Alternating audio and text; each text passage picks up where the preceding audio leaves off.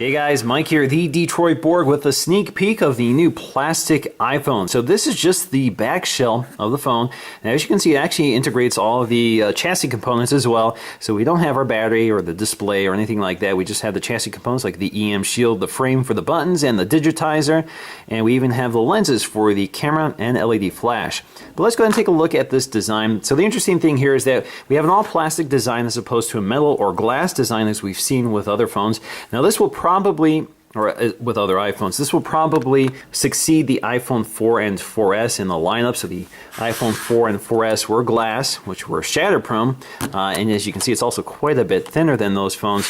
But this is gonna, when we get the iPhone 5S, we'll probably have the iPhone 5S, the iPhone 5, and then this phone. We're not sure what it's gonna be named at this point. But this is sort of like a merger of the iPhone 3GS, as you can see, the short-lived white version of the iPhone 3GS. And then we have the iPod Touch. So if you merge those together, you get something kind of similar to that. So again, this is a 4-inch screen, which is interesting. So we go from a 3.5-inch on the low end to a 4-inch, presumably Retina display.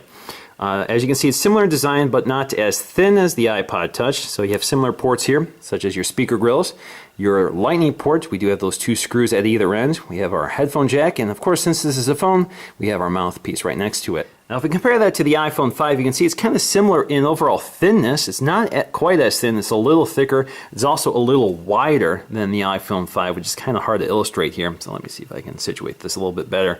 So as you can see, it's a little bit wider than the iPhone 5 and presumably the iPhone 5S, which is likely to share the same design. So you can see down here again, headphone jack, our microphone, which is much larger here than that small microphone here. We have our lightning port and 2 screws, as well as those speaker grills here. So quite a few more of them here. Now, what you'll see here is that we're missing the buttons or cutouts for the buttons. So if you look inside, you'll see them. So we have that sort of volume cutout here. These are the volume buttons. They're kind of pill-shaped, very similar to the ones on the iPod Touch. We also have a cutout for the volume or the mute switch. Pretty much similar design, similar layout. Now the buttons themselves won't be metal, they'll be plastic and will be color coded to the body of the phone. Same with the sleep wake button up here. You can see right here it's also pill shaped. And if you look on the other side, you'll see the SIM tray, also with a hole indicating where the SIM tray will be. So the SIM tray will also be situated here, presumably also a nano SIM. Now on the back we'll see our iPhone logo with that new thinner font. So if you look at the fonts for the iPhone 5 and the new iPhone plastic edition, whatever you want to call this, you can see it's a little thinner font, probably to go along with the new iOS 7 aesthetic. We have our black Apple logo, which is actually very similar to what Apple has been doing with recent product redesigns like the Airport products, the Airport Extreme and Time Capsule. Up here you'll see the lens for the camera. So you can see it's also anti-reflective. We do have our lens for the LED flash, so it's just a single LED flash. We also have our microphone. This is very similar to the layout for the iPhone 5, as well as the iPod Touch 5th generation. Now, of course, the big story here is that we lose the beautiful design of the iPhone 5. So we don't have that beautiful mirrored chamfer, the glass trim pieces, the all aluminum unibody construction, as well as that very thin design.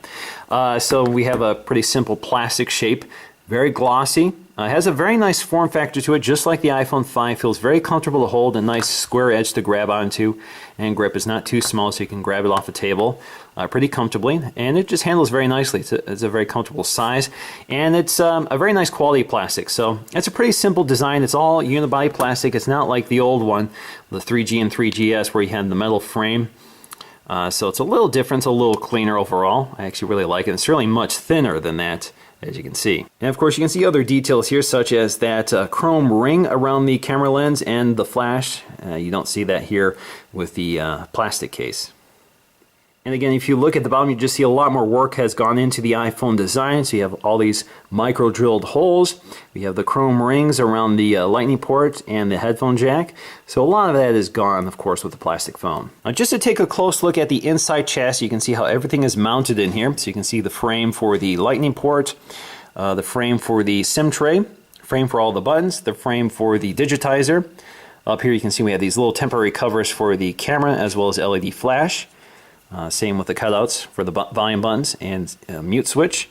Now, assuming this is the official Apple iPhone shell, I'm pretty impressed overall by what I see. I like the thin, lightweight form factor, and I really like the design. It's simple, of course, not a lot of detail here, not a lot of parts to highlight. Certainly not as beautiful as the iPhone 5 with that aluminum design and glass, or even the iPhone 4 and 4S with that aluminum and glass design, but it's a little more durable, so when you drop this, you're less likely to shatter the back panel or dent and scratch the metal because plastic is a little more forgiving. So this phone is probably a little easier to live with, at least if you want to go caseless. And of course, you also get multiple colors, so if that's important to you, you do have an option to pick a color other than white or black.